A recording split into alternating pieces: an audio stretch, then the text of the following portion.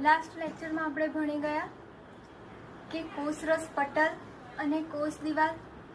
Last આપણે વાત કરી હતી કે કોષ દિવાલ હતી એ કોષ દિવાલની સામે દબાણ ઉત્પન્ન થતું હતું અને દબાણ ઉત્પન્ન થવાને કારણે વનસ્પતિ કોષ એ પ્રાણી કોષ કરતા બહારનું જે માધ્યમ હશે એ બહારના માધ્યમમાં થતા વધુમાં વધુ ફેરફારનો સામનો કરી લે છે.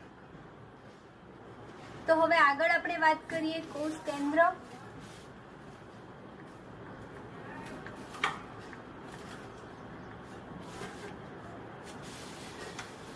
તો આપણે ભણી ગયા કે જે ડુંગળીના કોષનું જે પટલ હતું એનું હંગામી આસ્થાપન આપણે કર્યું હતું.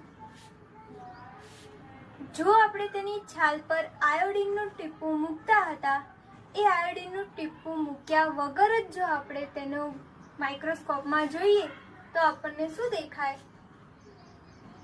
તો જ્યારે આપણે પટલ પર આયોડીનનું દ્રાવણ મૂકીએ તો શું દરેક કોષ હશે એ રંગ પ્રાપ્ત કરી લે છે?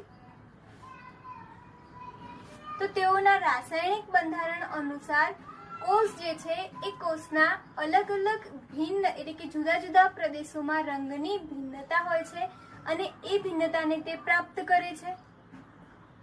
અને કેટલાક એવા પ્રદેશો છે કે જે પ્રદેશો અન્ય પ્રદેશો કરતા વધારે ઘેરા એટલે કે ઘાટા બને છે. આયોડીન હશે એ આયોડીનના દ્રાવણના સ્થાને આપણે સેફ્રેનિનનું દ્રાવણ કે મિથિલિન બ્લુનું દ્રાવણ પણ ઉપયોગ કરી શકીએ છીએ અભિરંજિત કરવા માટે. તો આપણે ડુંગળીના કોષોને અવલોકિત કર્યા હતા. તો હવે આપણે માનવ શરીરના કોષોને અવલોકિત કરીએ. તો એના માટે આપણે પ્રવૃત્તિ 5.7 જોઈએ. પ્રવૃત્તિ 5.7 ની અંદર આપણે કાચની એક સ્લાઇડ લઈશું. એ કાચની સ્લાઇડ પર આપણે પાણીનું એક ટીપું મૂકીશું. પછી આઈસ્ક્રીમની જે ચમચી આવે છે એ ચમચીનો ઉપયોગ કરીને હલકા હાથે આપણે ગાલની અંદરની સપાટી પર ઘસીશું. જ્યારે આપણે ચમચીને ઘસીએ છીએ ત્યારે આપણને પદાર્થ મળશે અને પછી સોયની મદદથી આ જે દ્રવ્ય છે કે પદાર્થ છે એને તૈયાર કરેલી કાચની જે સ્લાઇડ હતી એ સ્લાઇડ પર એક સરખી રીતે આપણે તેને મૂકી દઈશું. તેને અભિરંજિત કરવા માટે પણ આપણે મિથિલિન બ્લુનું એક ટીપું મૂકીશું. જેમ આપણે આગળ આયોડીનનું ટીપું મૂકતા હતા તે રીતે આની અંદર આપણે શેનું મૂકીશું? તો કે મિથિલિન બ્લુ એ એક અભિરંજક છે. આટલું કરીશું અને પછી સ્લાઇડ એ સૂક્ષ્મદર્શક નીચે અવલોકન કરવા માટે તૈયાર થઈ જશે અને તેની પર આપણે શું મૂકી દઈશું? Cover slip. કવર સ્લિપ કઈ રીતે મૂકીશું? દબાઈને મૂકીશું, જેથી કરીને શું થશે? તો કે એની આજુબાજુમાં ક્યાંય હવાના પરપોટા રહી ન જાય. પછી આપણે તે અવલોકન કરીશું એની અંદર કે આપણને કોષનો આકાર જે હોય છે તે કેવો દેખાય છે. તો જ્યારે આપણે ગાલના કોષને જોઈશું ત્યારે ગાલના કોષ આપણને આવા પ્રકારના દેખાય છે.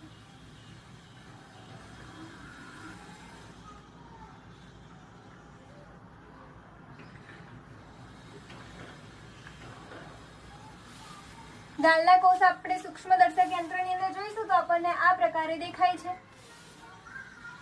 તો આ જે છે એનો જે કોષ કેન્દ્ર હશે એ કોષ કેન્દ્ર દ્વિસ્તરીય આવરણ ધરાવે છે અને જે દ્વિસ્તરીય આવરણ ધરાવે છે તેને કોષ કેન્દ્ર પટલ કહેવામાં આવે છે.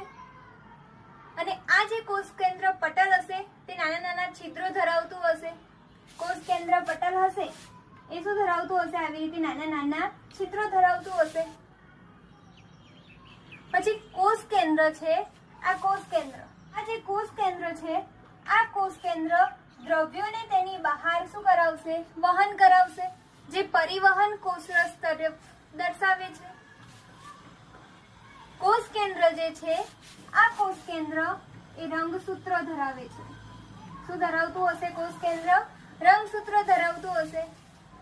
તે માત્ર જ્યારે કોષ વિભાજન થતું હશે, કોષ વિભાજન એટલે એક કોષનું વિભાજન એટલે કે છૂટું પડવું, એક કોષમાંથી 2 થવા, 2 માંથી 4 થવા, એને શું કહીશું આપણે? કોષનું વિભાજન. તો એ જે કોષ વિભાજન હશે એ કોષ વિભાજન દરમિયાન જ તેઓ સળિયા જેવા આકારના જોઈ શકાય છે. ક્યારે જોઈ શકાશે સળિયા જેવા આકારના? તો કે જ્યારે કોષ હશે એ કોષનું શું થતું હશે? વિભાજન. એ દરમિયાન આપણને કોષ કેન્દ્ર જે હશે, રંગસૂત્રો, એ કેવા દેખાશે? સળિયા જેવા.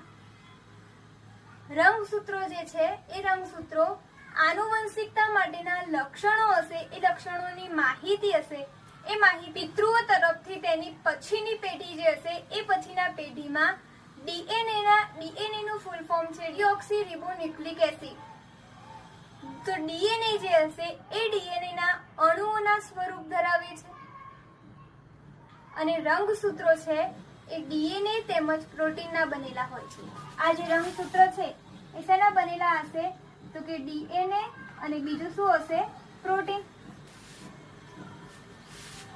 આવો પ્રશ્ન પૂછી શકે કે રંગસૂત્રો શેના બનેલા હોય છે? તો ડીએનએ તેમજ પ્રોટીનના બનેલા હોય છે. ડીએનએ ના જે અણુઓ છે તે કોષ હશે એ કોષના બંધારણ અને તેનું આયોજન હશે, એ આયોજનની આવશ્યક માહિતી ધરાવે છે. અને ડીએનએ જે છે એ કાર્યકારી ટુકડાને, ડીએનએ નું જે કાર્યકારી ટુકડું હશે એ ટુકડાને જનીન કહેવામાં આવે છે. કોષ વિભાજન દરમિયાન કોષ વિભાજન ન થતું હોય ત્યારે ડીએનએ જે છે એ રંગસૂત્રીય દ્રવ્યના ભાગ સ્વરૂપે હોય છે અને તે દોરીના જથ્થા જેવી રચના એક બનાવી દે છે. દોરીના જથ્થા જેવી રચના બનાવી દે છે. બેક્ટેરિયા જેવા સજીવમાં કોષ કેન્દ્ર પટલની જે ગેરહાજરી હશે એ ગેરહાજરીને લીધે કોષનો કોષ કેન્દ્રીય પ્રદેશ અસ્પષ્ટ હોય છે, એટલે કે વધારે સ્પષ્ટ આપણને જોવા મળશે નહીં, અસ્પષ્ટ હોય છે. કેમ અસ્પષ્ટ હોય છે? તો કે જે બેક્ટેરિયા જેવા સજીવો છે તેની અંદર કોષ કેન્દ્ર પટલ હશે, તેની ગેરહાજરી હશે અને એ કોષ કેન્દ્ર પટલની ગેરહાજરીના કારણે કોષોનો જે કોષ કેન્દ્રીય પ્રદેશ છે એ કોષ કેન્દ્રીય પ્રદેશ આપણને ઝાંખો એટલે કે અસ્પષ્ટ દેખાય છે. અને કોષ કેન્દ્રીય જે પ્રદેશ છે તે માત્ર ન્યુક્લિક એસિડ ધરાવે છે. જેને જે ન્યુક્લિક એસિડ ધરાવે છે તેને આપણે ન્યુક્લિયોઇડ્સ કહે છે. આવા સજીવો કે જેમને કોષોમાં કોષ કેન્દ્ર પટલનો અભાવ હોય છે, કોષોમાં કોષ કેન્દ્ર પટલનો અભાવ હોય છે તેને આદિકોષ કેન્દ્રીય કહે છે. જે સજીવોમાં શું હશે? કોષોમાં કોષ કેન્દ્ર પટલનો અભાવ હશે. અભાવ એટલે કે હોય જ નહીં, આપણને જોવા મળશે નહીં. જો કોષ કેન્દ્ર પટલ જોવા નહીં મળે તો તેને આપણે આદિકોષ કેન્દ્રીય કહે છે. આદિકોષ કેન્દ્રીય અથવા પ્રોકેરિયોટિક કોષ કહે છે. જે સજીવોના કોષો કોષ કેન્દ્ર પટલ ધરાવે છે તેને આપણે સુકોષ કેન્દ્રી કોષ કહે છે. જો નહીં ધરાવતા હોય તો આદિકોષ કેન્દ્રી, અને જો ધરાવતા હશે તો તેને સુકોષ કેન્દ્રી કહે છે. પ્રકાશ સંશ્લેષી જે આદિકોષ કેન્દ્રી બેક્ટેરિયામાંનો ક્લોરોફિલ જે છે એ ક્લોરોફિલ કોષરસીય પટલની પટ્ટિકાઓ સાથે સંકળાયેલું છે, પરંતુ સુકોષ કેન્દ્રી કોષોની જેમ રંજક કણોમાં હોતું નથી. આ જે છે આદિકોષ કેન્દ્રીય કોષ છે તેની અંદર આપણને અહીંયા ન્યુક્લિયોઇડ્સ દેખાય છે મધ્યમાં. પછી આ જે સૌથી બહારનું છે તે શું હશે? કોષ દિવાલ. પછી એનથી સેજ અહીંયા હશે એ શું હશે? કોષ રસ પટલ. અને અહીંયા જે આ વચ્ચે હશે એ શું હશે? રિબોઝોમ્સ. આદિકોષ કેન્દ્રીય કોષની તમારે પૂછી શકે છે આખી ટૂંક નોંધ કે આદિકોષ કેન્દ્રીય કોષ સમજાવો, તો એની અંદર તમારે આકૃતિ પણ દોરવાની અને પછી એનું જે લખાણ છે એ બી લખવાનું. નેક્સ્ટ હવે વાત કરીએ આપણે કોષરસ. તો જ્યારે આપણે ડુંગળીની છાલ તેમજ માનવના જે ગાલ હતા તે ગાલના અંદરના કોષોનું હંગામી આસ્થાપન જોઈએ ત્યારે પ્રત્યેક એટલે કે દરેક કોષ હતો એ કોષનો મોટો પ્રદેશ જે હતો એ મોટો પ્રદેશ કોષરસ પટલ દ્વારા આવૃત હતો. આ જે મોટો પટલ હશે, આ મોટો પટલ જે છે એ શેના દ્વારા આવૃત હશે? તો કે કોષરસ પટલ.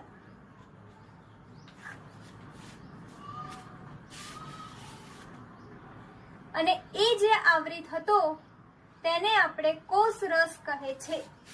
આ કોષ હશે, કોષની મધ્યમાં શું રહેલું હશે? કોષરસ.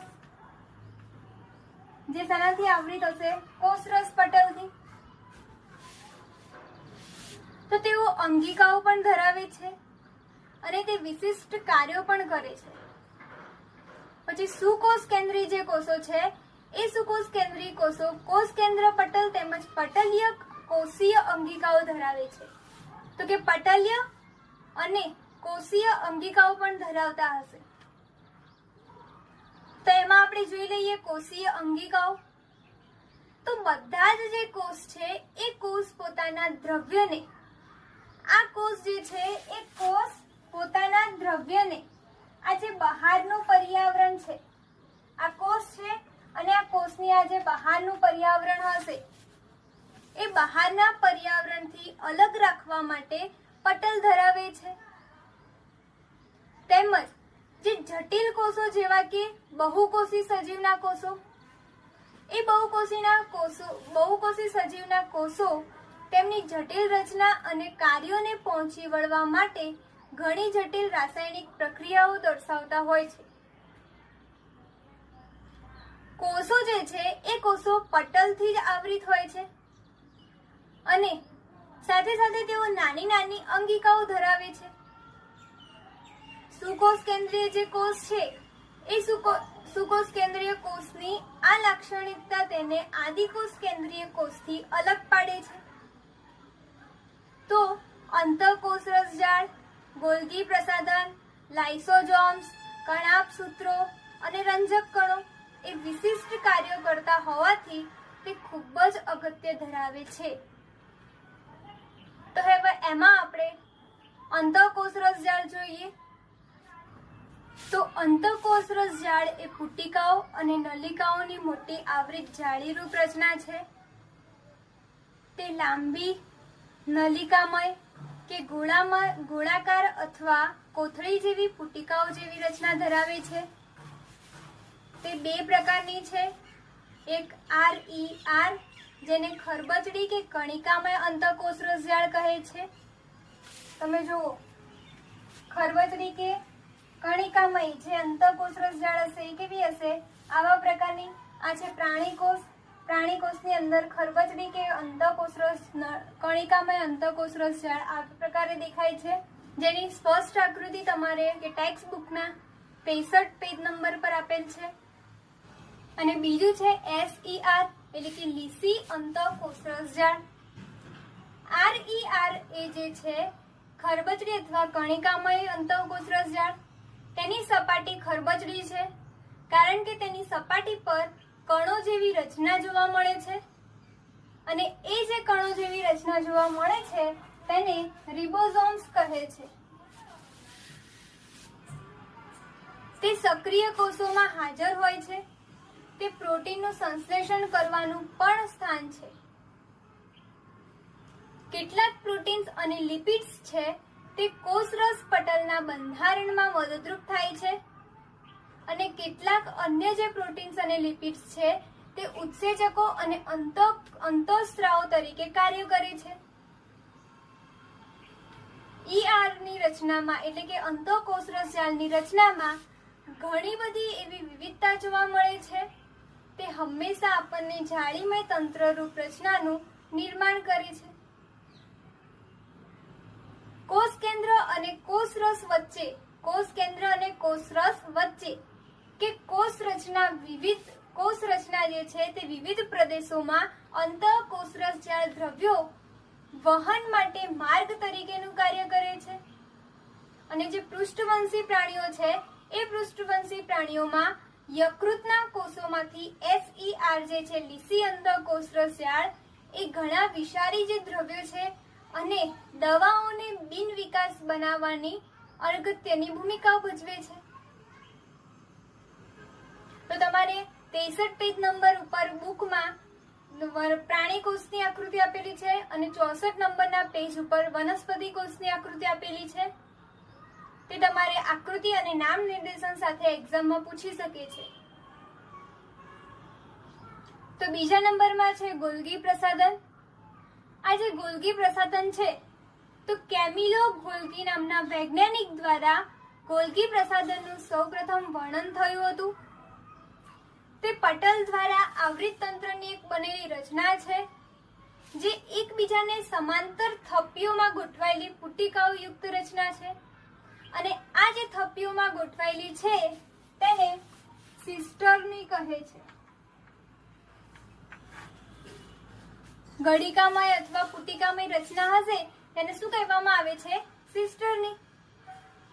ત્યારબાદ આપણે જોઈએ લાઇસોઝોમ્સ. લાઇસોઝોમ્સ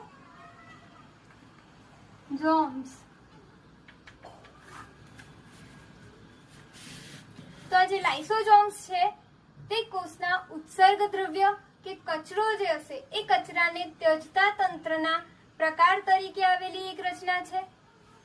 બહારથી પ્રવેશતા દ્રવ્યો તેમજ તૂટેલી જે કોષીય અંગિકાઓ હશે એ અંગિકાઓનું પાચન કરશે અને પાચન કરીને કોષને સ્વચ્છ રાખવામાં તે મદદરૂપ છે. બહારથી જે પ્રવેશતા દ્રવ્ય હશે કેવા તો કે બેક્ટેરિયા, ખોરાક, જૂની અંગિકાઓ એ નાશ થવાની હોય તો એ નાશ થવાની હોય ત્યારે તેનું વિઘટન એ કોણ કરશે તો કે લાઇસોઝોમ્સ કરશે. બધા કાર્બનિક દ્રવ્યો જે હશે એ કાર્બનિક દ્રવ્યોને તોડવાની ક્ષમતા ધરાવે છે અને જ્યારે કોષ ઈજાગ્રસ્ત બને છે ત્યારે લાઇસોઝોમ્સ હશે એ પોતાના જ કોષનું પાચન કરી નાખશે અને તેથી તેને લાઇસોઝોમ્સની આત્મઘાતી કોથળી તરીકે પણ ઓળખવામાં આવે છે. તો આ ખાસ એક્ઝામમાં પૂછી શકે છે કે આત્મઘાતી કોથળી કોને કહેવામાં આવે છે? તો આત્મઘાતી કોથળી એ લાઇસોઝોમ્સને કહેવામાં આવે છે. પછી ત્યારબાદ આપણે ભણીએ કણાભ સૂત્ર.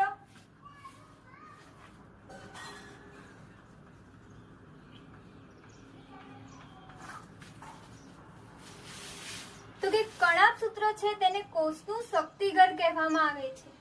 આ પણ પ્રશ્ન તમારે પૂછી શકે કે કોષનું શક્તિઘર કોને કહેવામાં આવે છે?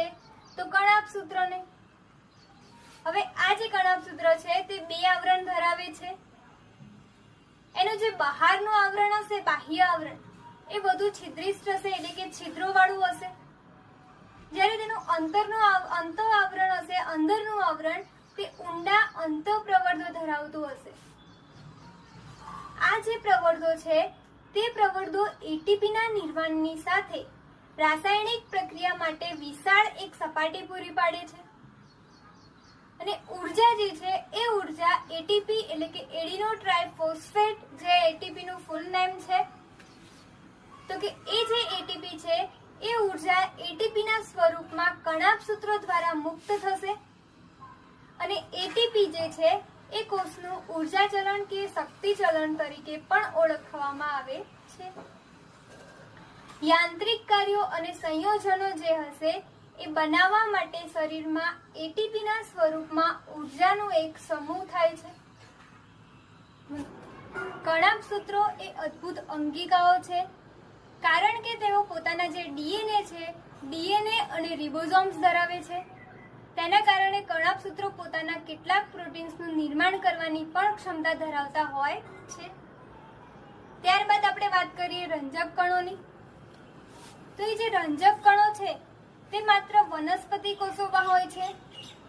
તે બે પ્રકારના રંજક દ્રવ્યો છે, એક ક્રોમોપ્લાસ્ટિડ અને બીજું લ્યુકોપ્લાસ્ટ જે શ્વેત કે રંગહીન કણો છે.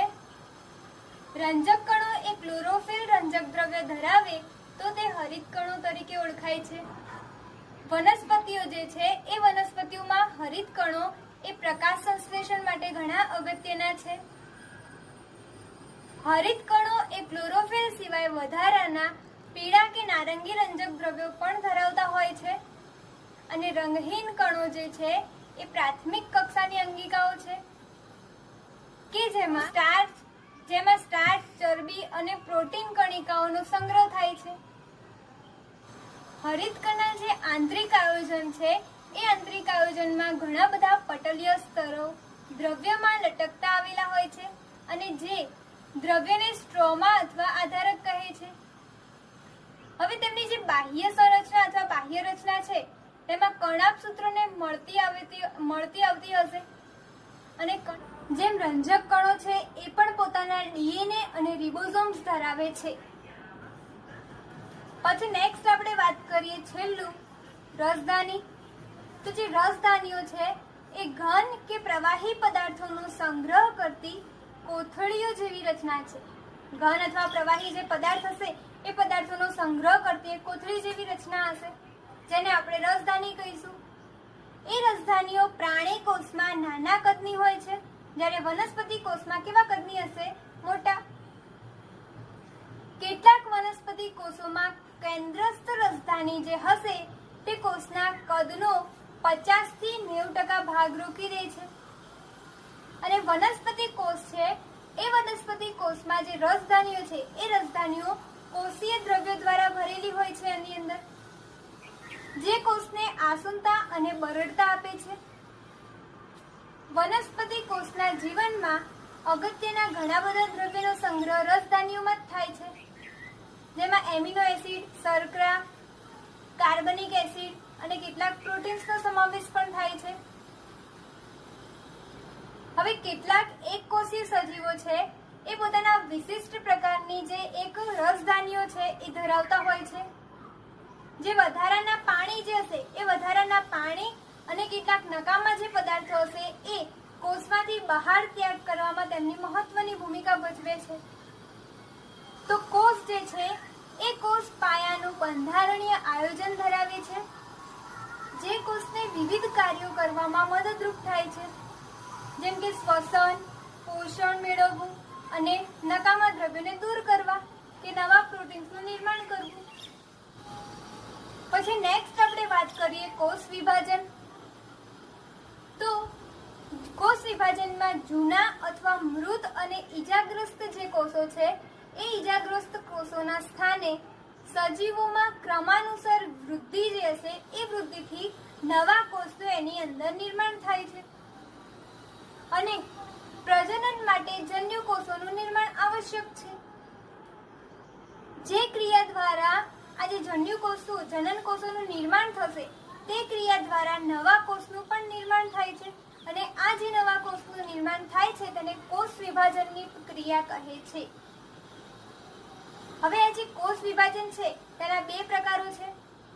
એમાં પહેલા નંબરનું સમવિભાજન, સમભાજન અને બીજા નંબરનું અર્ધીકરણ.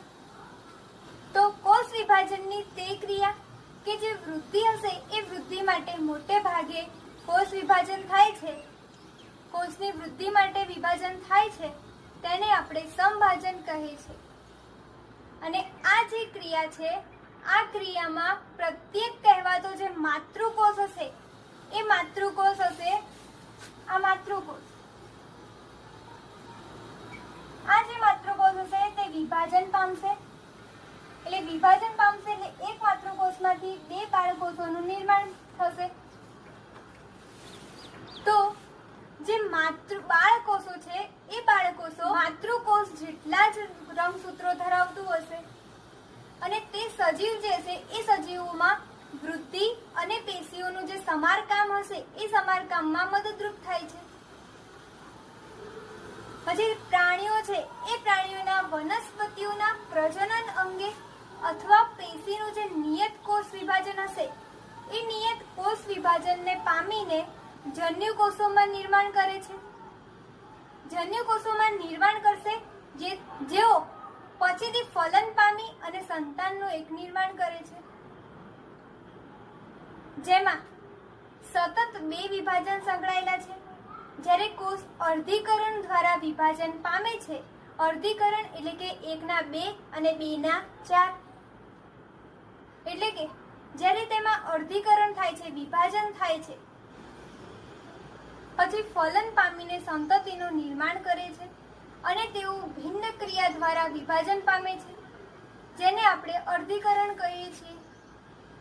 તો અર્ધીકરણ જે હશે એ અર્ધીકરણ દ્વારા વિભાજન પામે ત્યારે બેને સ્થાને કેટલા બની જશે? 4 કોષો નિર્માણ પામશે અને આ જે 4 કોષો નિર્માણ પામે છે તેને આપણે અર્ધીકરણ કહીએ છીએ. સમભાજનમાં જે હતા એક માતૃકોષ તેમાંથી બાળકોષોનું નિર્માણ થતું હતું અને અર્ધીકરણ જે હતું તેમાંથી 2 માંથી 4 નું નિર્માણ થઈ જાય છે. માતૃકોષો કરતા જે નવા કોષો હશે એ નવા કોષોમાં રંગસૂત્રોની સંખ્યા કેવી થઈ જશે? અડધી થઈ જશે. એમાં જે રંગસૂત્રો હતા તેની સંખ્યા પણ તેમના આધારે અડધી થઈ જાય છે. તો આની સાથે આપણે આપણું પ્રકરણ નંબર 5 સજીવનો પાયાનો એકમ જે અહીંયા આપણે પૂર્ણ કરીએ છીએ.